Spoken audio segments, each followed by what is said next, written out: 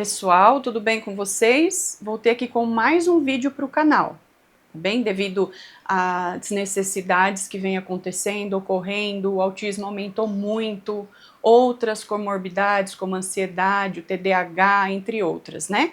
Então, hoje, nesse vídeo, eu quero falar para vocês quais sinais e como nós chegamos à conclusão que era o autismo. No vídeo anterior, eu fui bem objetiva, dei uma passada, só uma leve passada no início da nossa história. E aqui a gente vai dar continuidade para vocês, tá bom? Então, se você se identificou, conhece alguém que precisa desse assunto, que hoje em dia eu acredito que todos precisem desse assunto. Não precisa ser especialista, mas precisa ter o respeito e o conhecimento, que já ajuda bastante. Pelo menos um mínimo de conhecimento, tá bem? Então, como nós chegamos à conclusão? A partir dos 2 anos e meio, o Moisés começou a apresentar uma rigidez cognitiva, tá? Como mãe, não vou falar como especialista. Aos cursos que eu fiz ao longo dessa caminhada, a rigidez cognitiva, a criança ela tem aquele padrão de pensamento. Então, ele pensa daquela forma, se mudar, aí parece que é uma birra. Ele não consegue se compreender, não consegue entender o que está acontecendo. Então, precisa trabalhar essa habilidade também na mente da criança. Como? Através do quê? Através também da questão sensorial, que ele é muito rígido, hoje está bem melhor. O toque, às vezes as pessoas até hoje tocam, ele tem essa sensibilidade, tá? O ambiente com o cheiro, o barulho, o som. Então ele tem o hiperfoco em animais, ele pesquisa, busca muito e às vezes ele fala disso em um ambiente que não tem nada a ver, mas é uma forma dele se regular. Então ele tem a questão da seletividade alimentar, tem pessoas que falam até para mim assim, né, não tem conhecimento, deixa com fome, mas ele com fome, ele não come outros alimentos, mesmo oferecendo, mesmo trabalhando, ele tem essa questão da seletividade, tá bem? E atualmente nós temos descoberto que além do TEA, ele tem o TDAH, porque ele sempre foi muito hiperativo, então com 9 anos foi feita uma avaliação diagnóstica, tá, para nós descobrirmos o autismo dele, primeiro o neurologista, depois uma equipe multidisciplinar com fono, com TO, com psicólogos apropriados que fecham esse diagnóstico, não é de qualquer forma, tá bem? Nós temos os laudos e a mesma coisa do TDAH, porque eu percebia que por mais que eu corrigisse ele no sentar, no acalmar, no esperar, ele tinha essa dificuldade. Então, com 9 anos, né, além do TEA, do espectro autista que ele tem o TDAH. Estamos trabalhando nisso, sempre procurei todas as formas para ajudar ele, graças a Deus ele está evoluindo.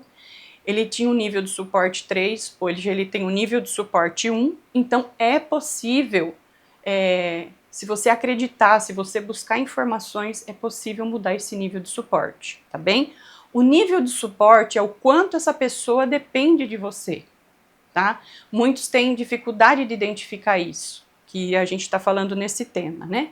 Então, dificuldade de regras, não pode, espera, né? Quando ele era pequenininho, levava no parquinho, na igreja, não queria fazer, ou então queria passar na frente, numa festa não esperava para pegar, ó, que era a hora do docinho, ele já queria pegar, por mais que eu ensinasse, né? Então, todas essas habilidades precisam ser trabalhadas em casa, em terapia, precisa ter um médico acompanhando, se precisar de medicação, precisa tomar medicação. Eu sempre trabalhei muito com o natural, ajudou muito, mas a partir do TDAH nós tivemos que entrar com uma medicação.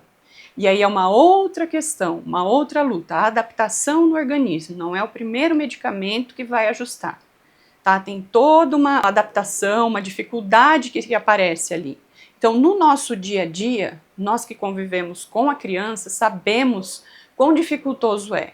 Não é a mesma coisa de uma criança que é típica, né? Nós falamos que quem está dentro do transtorno é atípico. Então, quando você tem uma criança atípica, você vê no dia a dia essas dificuldades.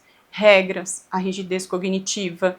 Antigamente eu saía com ele no carro para levar na terapia, fazia um caminho. Se eu mudasse o caminho, ele poderia, a gente travava as portas do carro, é claro, mas ele abria para tentar sair porque ele entrava em crise, né? Então, muitas pessoas falam, você não educa, você... Não. nós educamos, só que é todo um treino, é um trabalho de formiguinha.